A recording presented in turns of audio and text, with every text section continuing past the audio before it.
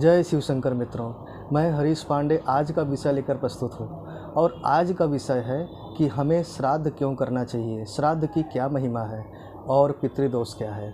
चलिए वीडियो को आगे बढ़ाने से पहले आपसे निवेदन कर देता हूँ कि अगर वीडियो अच्छी लगे तो लाइक, सब्सक्राइब और शेयर ज़रूर कीजिएगा। चलिए मित्रों, अब आते हैं मुद्दे पर।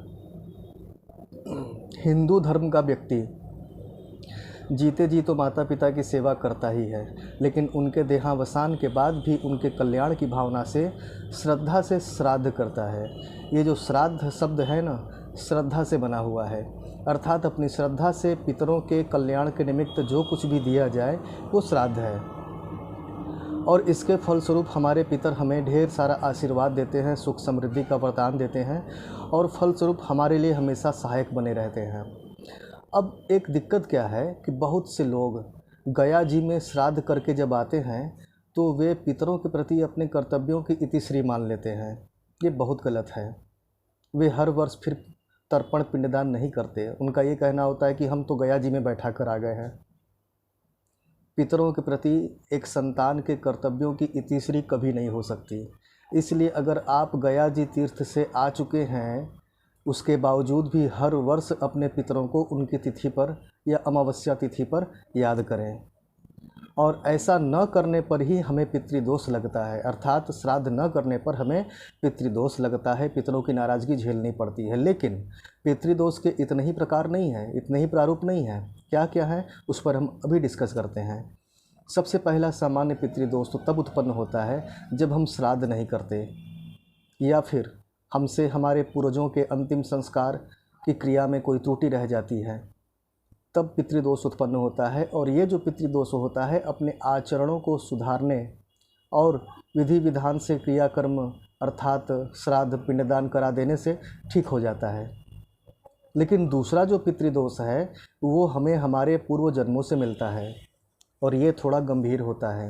होता क्या है कि अगर हमने अपने पूर्व जन्म में अपने माता पिता बुज़ुर्गों का अपमान किया हो, उनका दिल दुखाया हो, उन्हें कष्ट दिया हो, उनकी ज़मीन जायदाद लेकर भी उसका सुख भोग कर भी उनकी सेवा न की हो, उनकी उम्मीदों पर खरे न उतरे हों, तो इसके फलस्वरूप हमें पितृदोष लगता है, उनकी बद्दुआएं लगती हैं।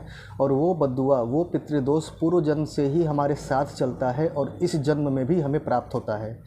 और ये पितृदोष जन्म कुंडली में भी परिलक्षित होता है। तो इसका तो यही समाधान है कि आप किसी अच्छे ज्योतिषी से मिलकर जन्म कुंडली का संपूर्ण विश्लेषण करवाकर पितृदोष के जो योग बने हुए हैं उनका निराकरण कराइए और साथ ही साथ इस जन्म में अपने आचरण को सुधारिए। क्योंकि जो पूर्व जन्म के दोष से पितृदोष के शिकार होते हैं ना, इस जन्म में उनका उनके माता पिता से या केवल पिता से कभी नहीं पटता, हमेशा अनबन बनी रहती है। उनके अंदर भी अपने से बड़ों का, बुजुर्गों का सम्मान करने का स्वभाव नहीं होता। तो आपको अपने आचरण को सुधारना पड़ेगा। बड़े बुजुर्गों, माता पिता सभी का सम्मान करना सीखना पड़ेगा। ठीक है। अब अगला जो पितृदोष है वो लगता है कि अगर हमारे पूर्वजों ने अत्यधिक पाप कर्म किए हैं, बुजुर्गों ने पाप कर्म किए हैं, व्यभिचार दुराचार किए हैं, तो लोगों की बद्दुआओं के फलस्वरूप उनकी गति तो बिगड़ती ही है, लेकिन वो बद्दुआएं उनके ब्लड से आने वाली पीढ़ी के ब्लड तक सफ़र करती हैं, जिसके फलस्वरूप दीनता, हीनता, शोक, रोग, दरिद्रता प्राप्त होती है। और पितृदोष तो अलग से मिलता है। ऐसी स्थिति में किसी तीर्थ स्थान पर जाकर नाग बलि, नारायण बलि और त्रिपिंडी अवश्य कराएं। नाग बलि ही वो माध्यम है जो पाप के जंजाल में जकड़े हुए आपके पूर्वजों अथवा तंत्र बाधा के जंजाल में भी अगर वो फंसे हों तो इससे बाहर निकल जाते हैं। इसीलिए नाग बलि, नारायण बलि और त्रिपिंडी आवश्यक है।